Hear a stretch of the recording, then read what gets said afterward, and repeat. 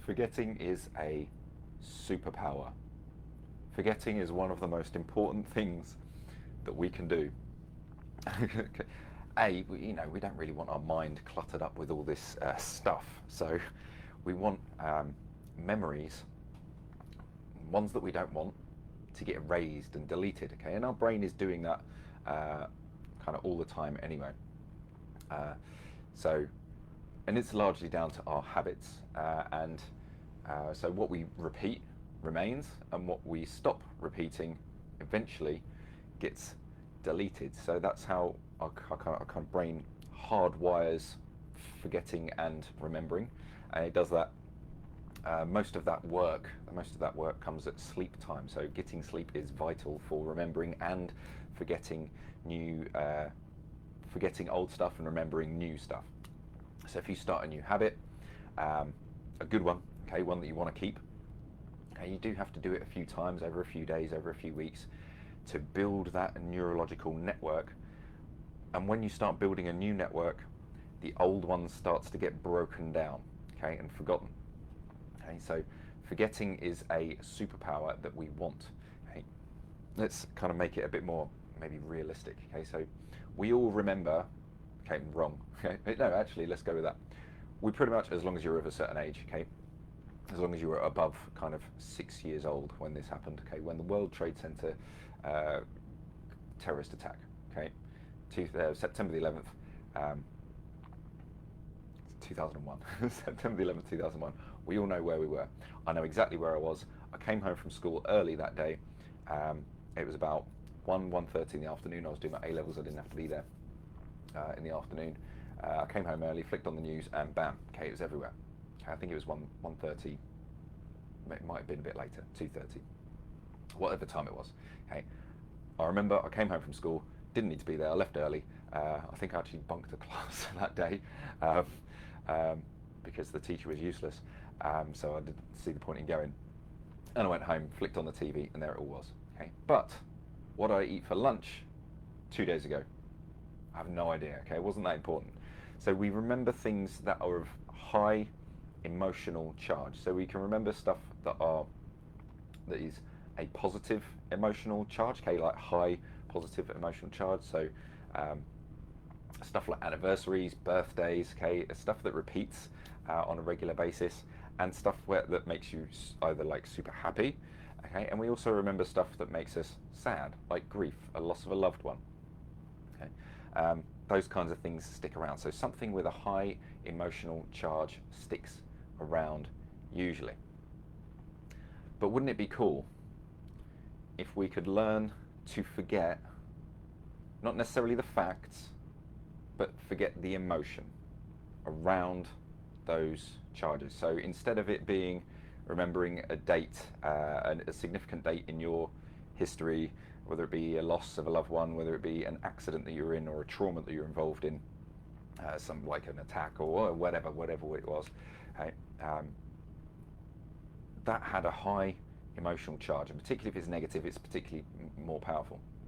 Okay, believe it or not, we forget the positive ones really easily.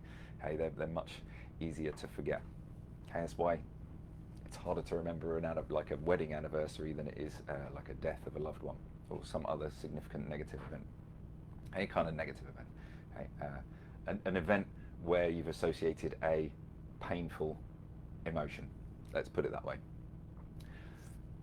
But if we can forget what we had for dinner, and we can forget how to do a task that you used to be able to do, okay, I don't know, you can forget how to ride a bike, okay, but you can relearn it much quickly because the pathways are still kind of there, you've just kind of forgotten.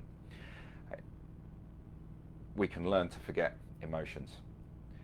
Okay. And the way to do it is to stop experiencing them. Okay, we're still going to have them. We're still going to have periods of anxiety. We're still going to have periods of fear. We're still going to have periods of anger. We're still going to have periods of grief. But they don't need to be a 10 out of 10. Okay? They don't need to last as long. Okay? And if we can learn how to do that, then we can go on and experience our life in a much happier way, and we can move on from our past and change how we behave and who we are, essentially. Because our emotions keep us stuck in patterns of repeating the same kinds of phrases, okay, the same phrases, the same actions. Okay, so if you experienced, again, some sort of grief in the past, that might keep us stuck, like not going into new relationships. Let's say you lost a partner. Okay, you might want to avoid new relationships because you don't want to experience that loss again. Okay, and that could be friendship relationships as well as maybe romantic relationships. Okay, so our history will, and if we still hold high emotional charge on these things, then our history can prevent us from making positive choices now that would enrich our life, rather than holding ourselves back for fear of the same thing repeating itself. Okay, because we want to stay safe. Okay?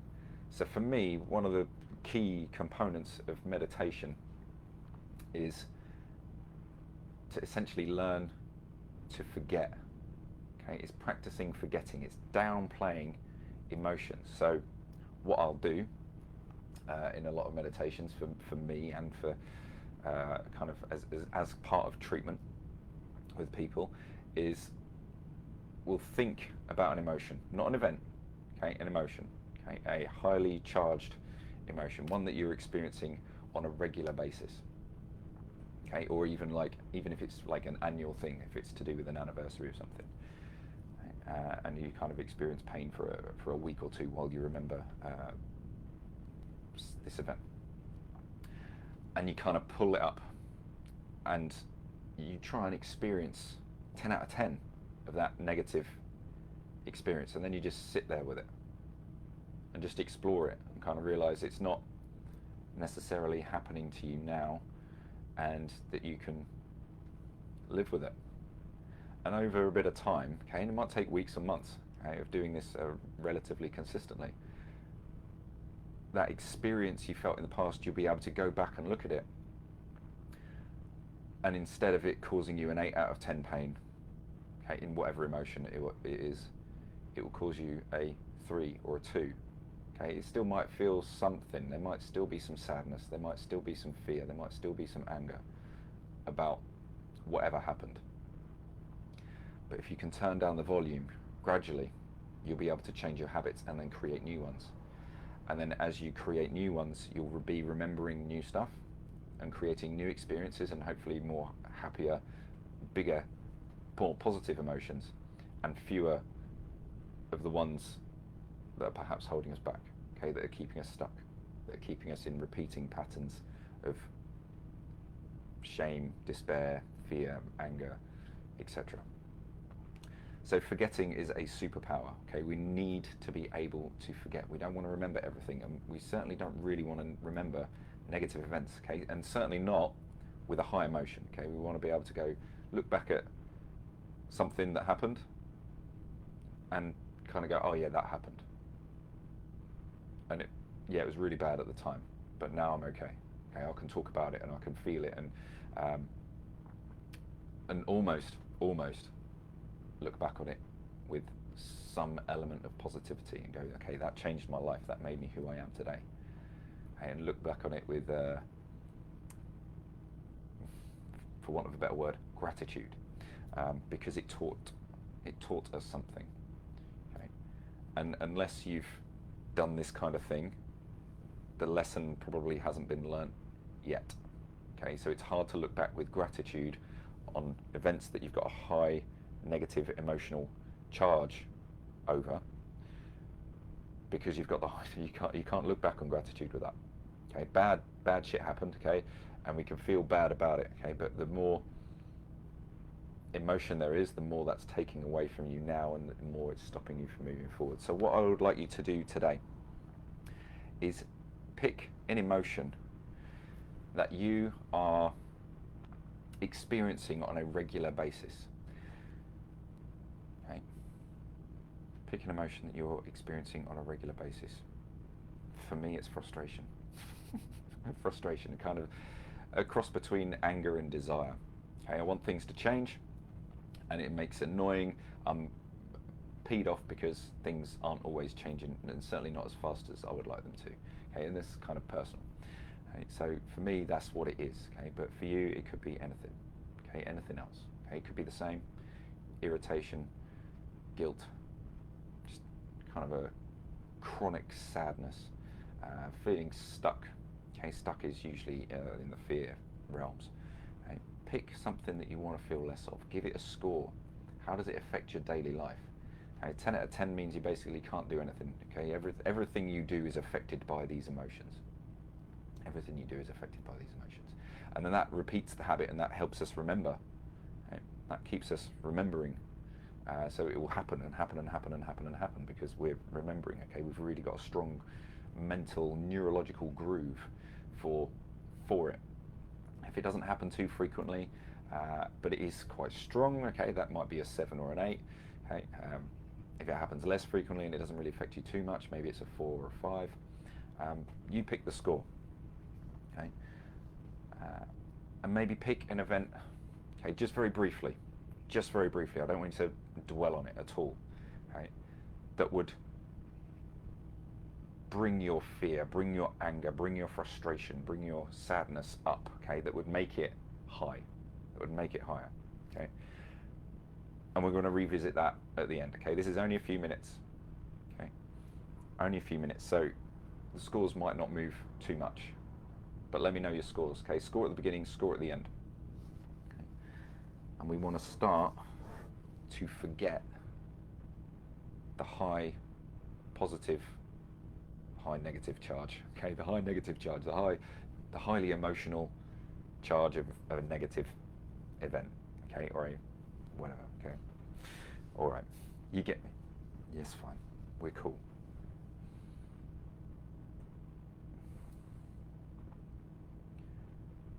Okay, so you might have a heaviness, some sort of sensation in your body. I don't really want you to particularly pay too much attention to it, just notice that it's there. And there might also be sensations come up in your body, and if you've got injuries or you're in pain, you might notice that sensation where you commonly get aches and pains. Okay, it could be in your tummy. Emotions generally, generally I feel in the torso somewhere, so it's either chest or tummy. But I might also experience other sensations around my body. So there's something going on in my left arm, just kind of down near my bicep right now. Okay, I'm not really going to try and give a reason to why it's there. I don't really mind at this stage. If it was one-to-one treatment, I'd probably explore it, see what was going on.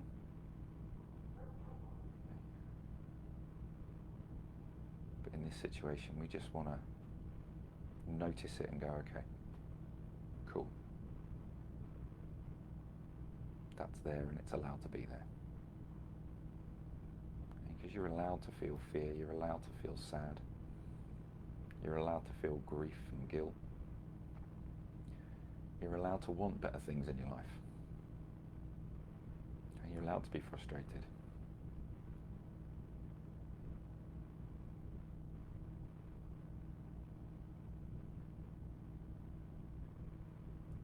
Frustration is a sign that you want to grow and you want to change. Okay, that's actually fairly positive. Okay, maybe you just haven't found the right way yet, the right people. You haven't asked the right questions. You haven't been in the right places. You haven't been consistent enough. It's the frustration that stops you from being consistent.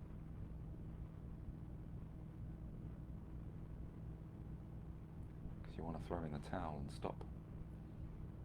It's not going anywhere yet. It's not going anywhere. Nothing's changed. I've been doing this for weeks. I've been doing it for months. Nothing's happening. Maybe even years. Okay, I've been trying so hard.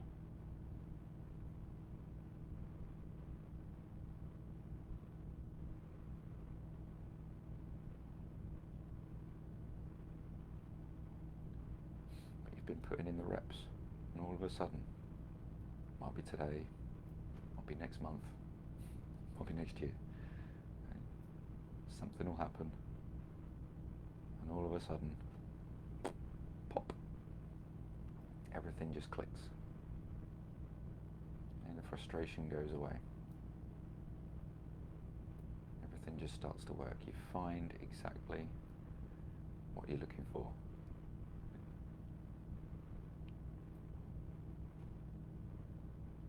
I think the trouble with this is that we think with our logical brain, our frontal cortex, a little bit too much. And we go for, okay, well, what's the logical thing?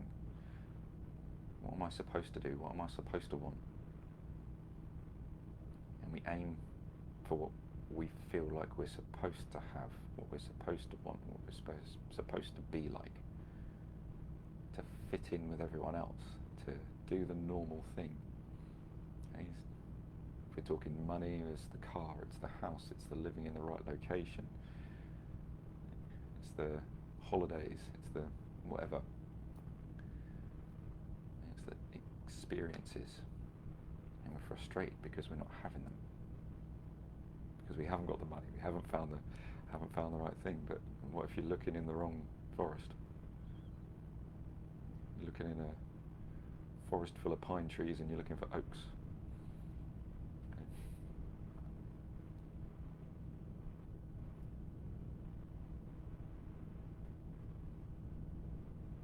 Okay, so just think about whatever emotion it was you picked. It's guilt or sadness, whatever. And you know what you picked.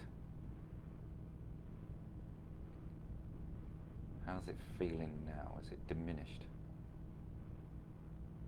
Is a 7 out of 10, is it now a 4 or a 3 or a 2? If you think about, very briefly, without dwelling on it, an event from the past that triggered those emotions, or an event in the future that might trigger those emotions. How scary does it feel now? How much worry is there about it? How much frustration is there? And what's the score now?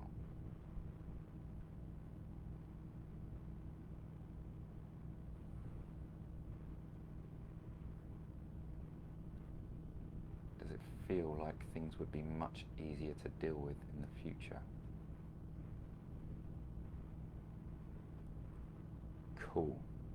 Well, I felt that was powerful for me, so I hope that felt powerful for you. I think that's a good one. Okay, it's an extra special one today, I think, because I haven't done it for a few days. Okay, something I obviously needed to talk about. I often find when I'm doing treatments, if you haven't already, open your eyes and just, and chill out. Okay, I'll be interested to see your scores. And if you want to share the emotion, you can. If you don't want to, that's also fine. Okay, but just say, I felt an 8 before and now I feel a blank, whatever it is. Hopefully 0. Okay, hopefully 0. Okay, doing that, here's the thing, I feel a lot less frustrated now. Okay, I feel like things are much more likely to happen. Okay, I feel like doing this daily thing, this is the consistent thing I need to do for now at least. Okay, it might not be for all time and eternity, but for now, at least, that this is what I'm going to be doing Monday to Friday, as long as I am kind of in work. Okay, okay, not on holiday, etc. Right, that's what I mean, or like off sick. Okay, if I feel too under the weather to do it, okay, which is rare, but can happen. All right. If you're interested in this kind of thing, okay, and you want to learn more, this is the kind of thing that I'm teaching my members to do, and it's something I'm supporting them through 3 times a week now. And we're doing all of that, 12, at least 12 treatments a month to, well, except for maybe February, okay, and Christmas. Okay, we won't be doing like Christmas Day or anything like that. Okay, but most weeks, 3 times a week. Okay, most weeks, 3 times a week, along with a bunch of neurological training that you can use to help alleviate aches and pains. One-to-one guidance when we need it. Might be a 5-minute conversation, and that's all you need to fix some sort of minor ailment, like a new ankle sprain or a new wrist problem or a new shoulder problem. If there's something a bit bigger than a few aches and pains, and you want to feel good and you want to kind of excel a bit more in your career or in your family life, and it's, you know, a condition that is going to need some one-to-one work. Okay, the group is not designed for that. So initially, we need to get some one-to-one work done. But after that, after kind of 80 to 90% of that work is done, that might take 4 sessions, it might take 8 sessions, depending on severity of it and kind of how well we do with homework. Those kinds of things. I often help people who have health problems that the traditional methods are not shifting. Okay, chronic gut problems, okay, insomnia, okay, all sorts of health conditions. Okay, I've worked with endometriosis. I've worked with lots of pelvic floor and reproductive problems with women generally, not so much men. Okay, although probably possible. I know another guy who has had some more success with that. No one's come to me with like erectile dysfunction or anything like that. There's lots of lifestyle stuff to do for that. Okay, but it's easy. Okay, it's not hard stuff. It's like go to bed, go to bed on time, okay, and get some good sleep and work on your circadian rhythm. And there's a few bits to do with that. I talked about that last week sometime. So if you want that one, okay, there's a sleep one that I did last week with the main tips for getting good sleep. Anywho, hope you enjoyed that. I did. So if nothing else, it's worked for me. Have a great day, and I'll speak to you tomorrow around about lunchtime. Cheerio. Bye bye.